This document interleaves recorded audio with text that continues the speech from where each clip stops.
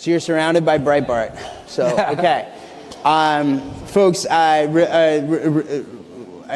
we're very excited here to be joined by James Braid, who's the Legislative Affairs Director at the White House for President Trump, and also Senator Jim Banks from the great state of Indiana, and John Carney, our financial economic editor here at Breitbart News. Okay, so first off, guys, I really want to thank you for joining us. I want to get your reactions to some of the things that the secretary there was talking about.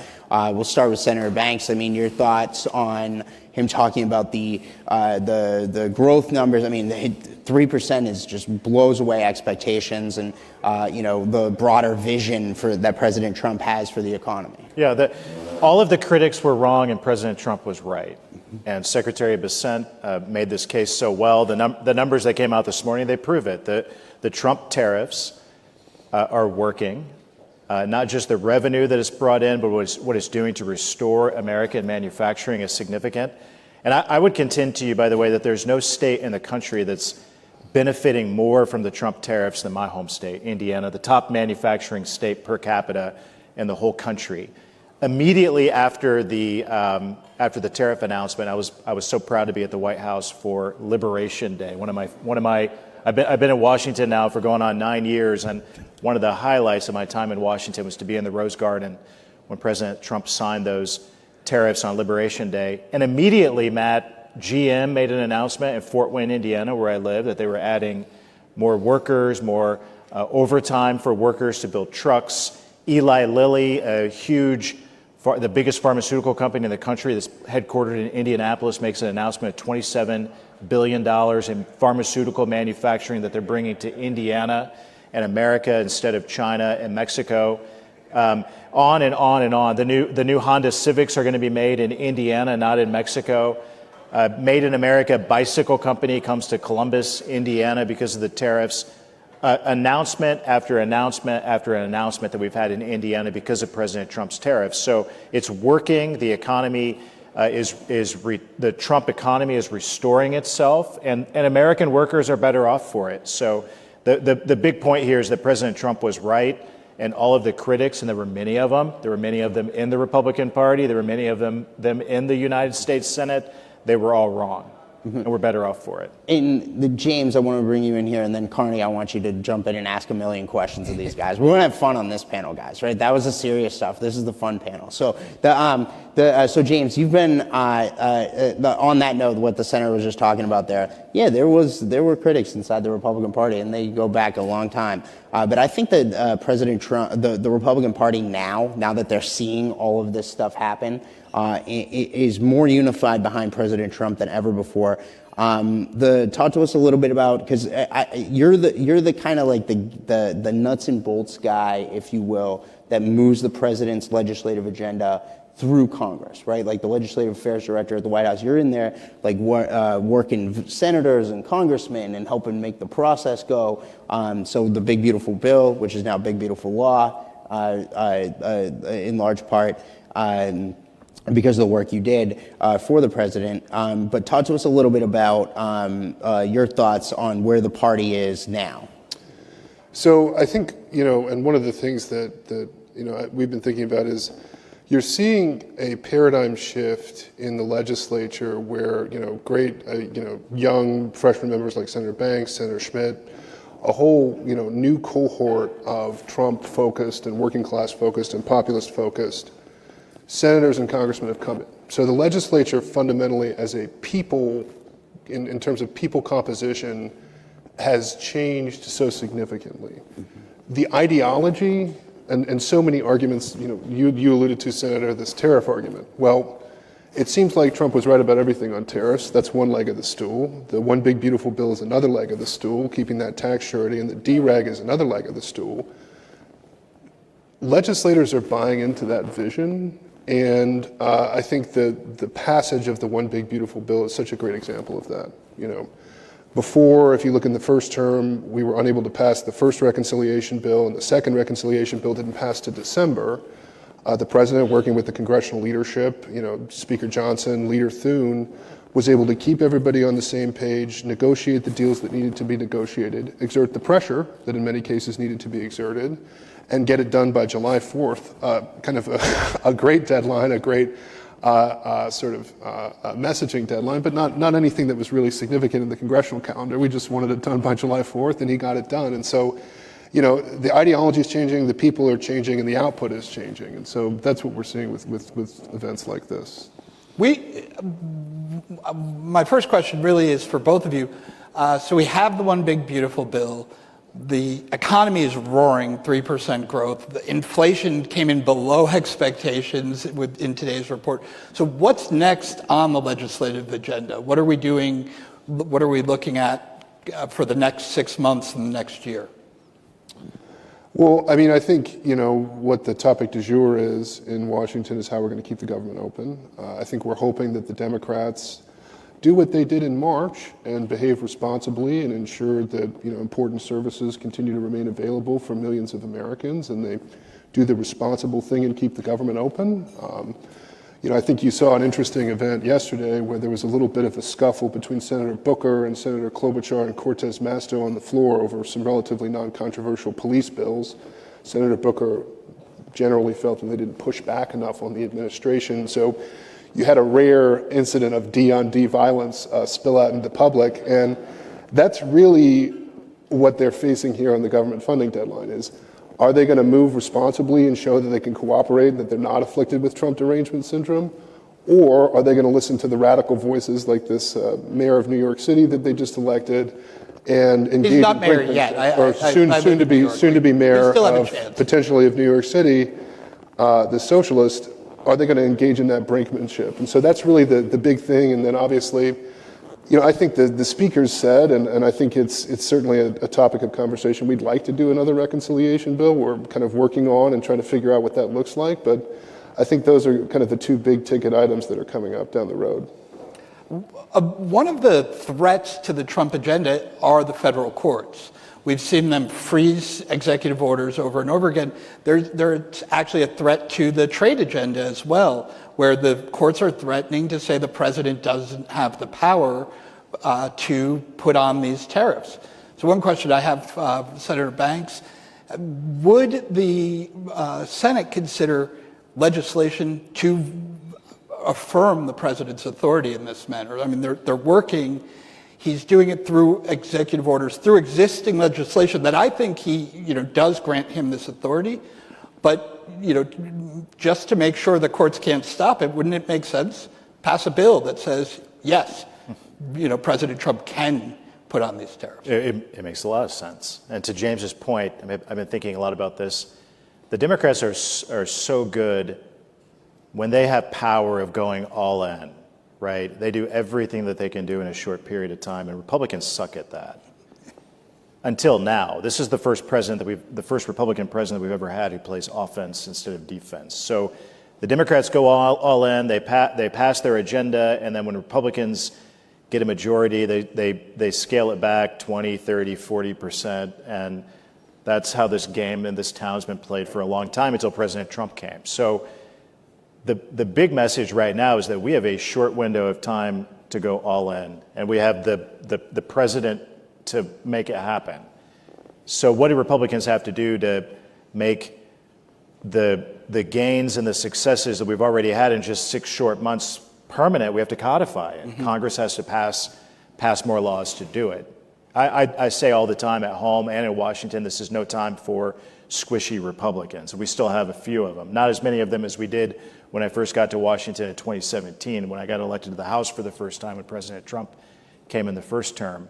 To James's point, President Trump has substantially changed the Republican Party and the makeup of it. All of those endorsements, all those primaries that he got involved in, like my primary in the Senate last cycle, where he helped shape the historic shift and paradigm shift of the Republican Party and who we are and what kind of a party I think we're going to be for the rest of my life, which is going to be in Donald Trump's image, not in the image of the old school Republican Party. So we have to push back against still a few of the squishier Republicans in our party and advance long-term gains by codifying the executive orders of the Trump agenda to do it. And I think all the pieces are there for us to do that. We have more bites at the apple for reconciliation, which unlocks this magical key that we need to pass bills in the Senate with 50 votes, with the vice president breaking the tie, and then majority. I mean, Speaker Johnson keeps pulling rabbits out of a hat in the House. He has the ability to do that in the House.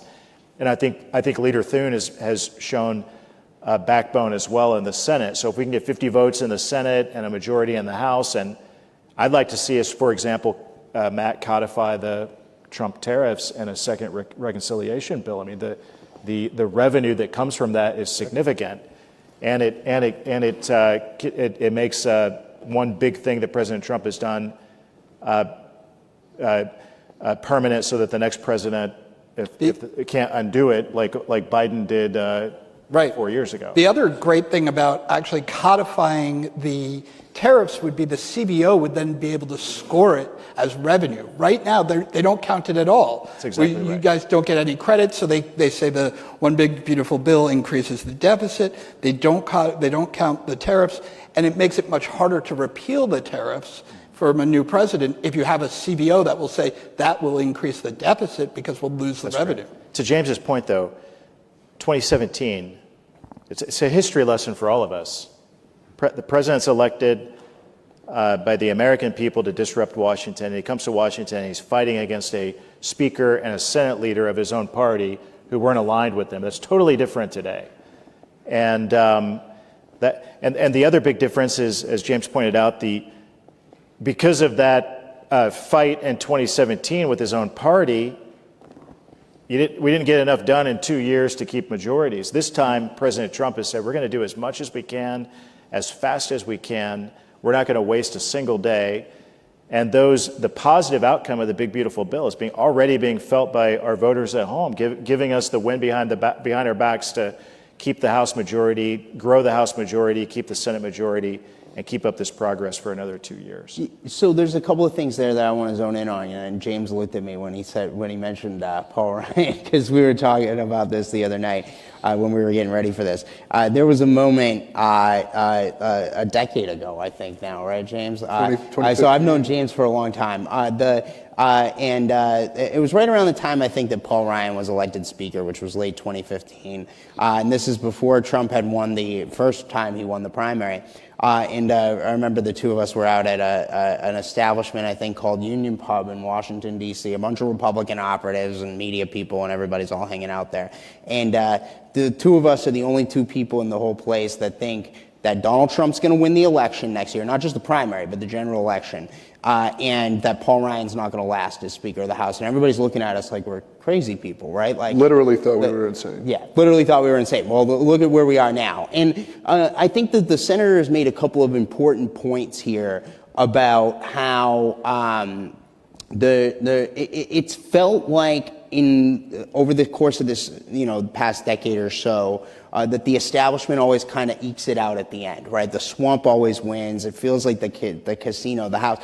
Now it kind of feels like the things have shifted, and it's tight, right? Like every vote in the House, you see, it comes down to a handful of votes. Every vote in the Senate, it comes down to the wire. But the balance of power has really shifted, and it feels like, for lack of a better way of saying this, the good guys win every time now, rather than the bad guys win every time, right? And so, we saw this at the end of the big, beautiful bill. The media makes a big thing out of this member, and that member's got an issue, and this member's got an issue on this thing or whatever. But at the end of the day, Great anecdote on that, Matt. I remember the day we had 7 successful markups in the House of Representatives. Mm-hmm. It's a massive headline in Politico.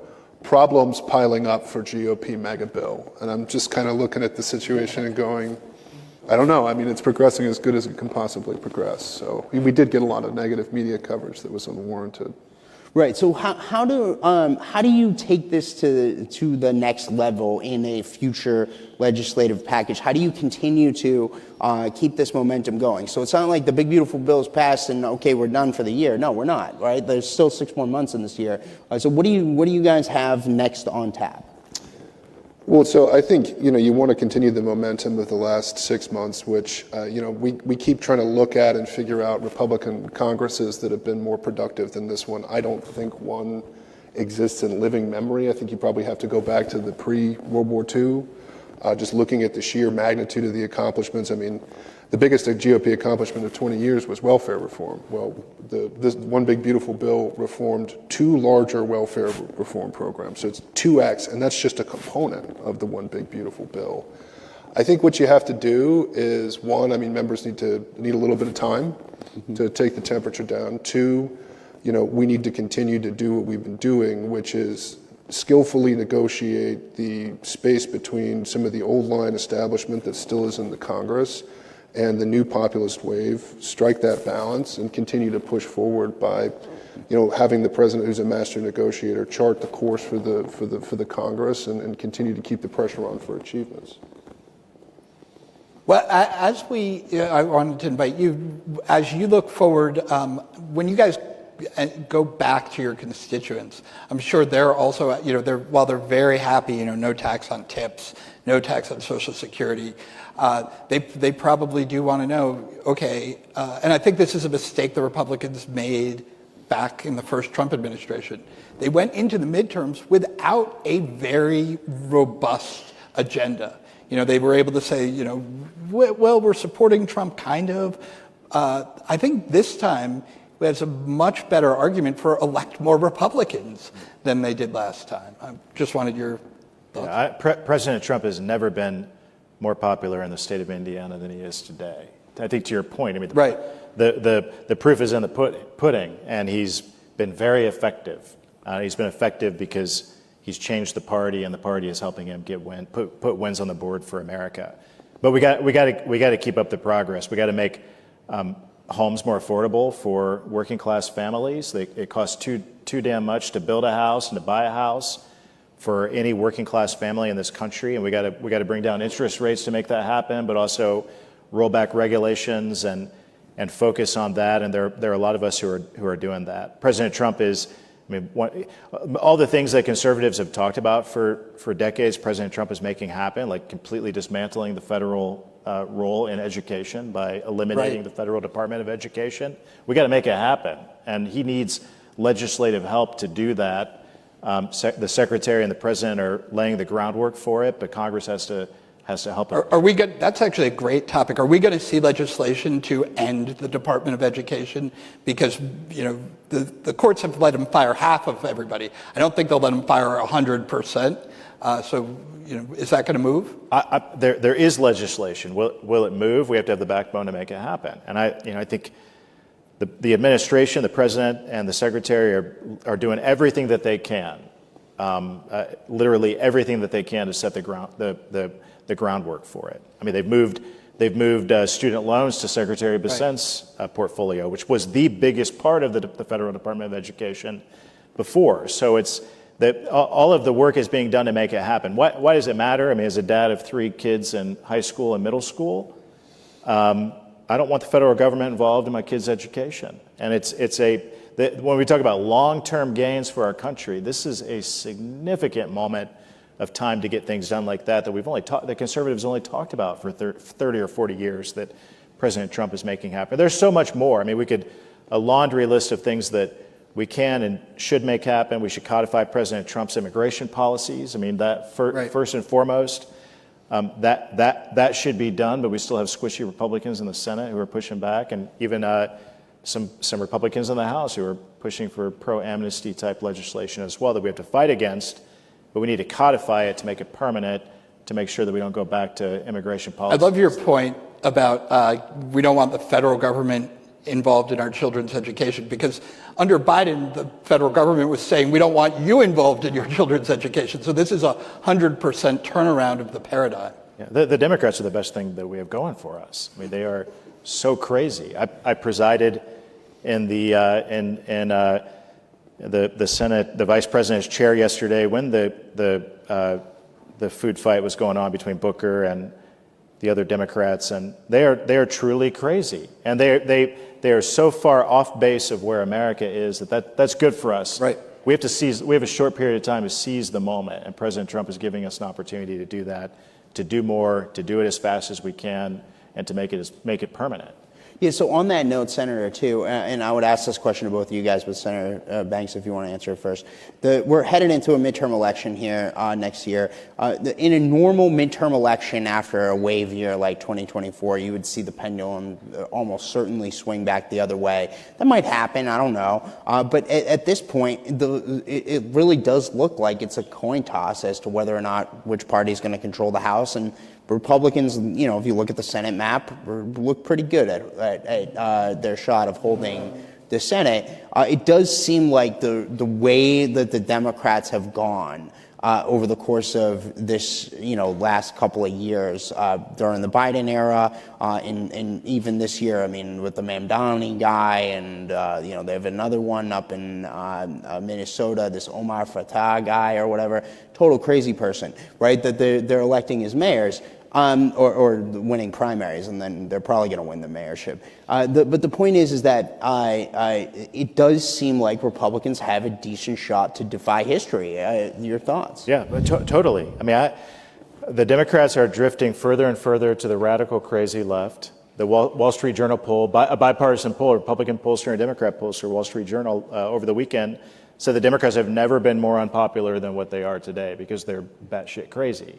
So that's good for us. Then on top of that, you have what President Trump, no taxes on tips, no taxes on overtime. Who's benefiting from that? The working class voters who used to vote for working class Democrats that realize the Democrats don't represent them anymore. The President Trump's Republican Party represents working class voters. So those working class voters are now voting solidly Republican, and that's multiracial. That's across the board all over America. I see it in Indiana. My dad is one of those voters, a retired union factory worker who used to vote Democrat. He's a Trump Republican. He won't ever go back to that as long as Donald Trump is in charge of our party and as long as our party represents working class voters. So that's set us up to do very well in the midterms, and we have opportunities in the Senate to not just keep the 53-seat majority in the Senate, but to grow it and strengthen it with good, strong Republicans in primaries to replace the Mitch McConnells of the Senate with much better additions to the Senate that will represent Donald Trump's Republican Party. I think one important point I would make to just sort of add on to the senator's comments, the bill is retroactive to January 1st, 2025. So not only was it passed by July 4th, which was 6 months earlier than the tax cuts in 2017, it goes retroactive. So everyone who has tips, overtime, Social Security, obviously the rates, obviously the business provisions, they will feel it immediately when they're filing their taxes in April before the midterms. So you're looking at, and I mean, even in some of these blue states where candidly the majority runs through, you're going to see a huge reduction in their SALT expenses. And so, you look at that and say people are going to receive thousands and thousands of dollars in their pocketbooks in April before they're going to the polls. That's going to have a transformative impact on, I think, how the midterms go, because the Republican Party will have delivered material increases in prosperity for Americans, and that typically is rewarded at the polls. Mm-hmm. And don't forget the Democrats campaigned on no tax. President Trump says, I'm for no taxes on tips, because he believes it. And then Harris and the Democrats say, okay, we're for no taxes on tips too. They had an opportunity to vote for it 3 weeks ago. They voted against it. They voted, every Democrat in Congress voted to raise taxes on working class families substantially. So they don't. The American people know that they lie. They don't represent regular, normal, working class Americans anymore, if they ever did, and they're going to vote for Republicans as long as we stay rooted in these America First pro-working class values. Carney, you want to wrap us up? I think that the timing is actually working out very well for the Republican Party going into the midterms, because we did have this, the panic after Liberation Day. We saw the stock market go down. We have the recalcitrant Fed that refuses to cut rates, but they're going to cut. I mean, I don't know if they'll cut. They're not going to cut today, but I don't know if they'll cut in September. Probably. They're going to cut soon, which means that we will have an economy that is literally accelerating as you go into that midterm election. As you said, we're going to have the people will be filing their taxes and realizing they're paying lower taxes than they probably have in their entire lives. So I just, this is, I think, a historic opportunity to defy the historic pattern of losing. Just wanted your guys' feedback on that.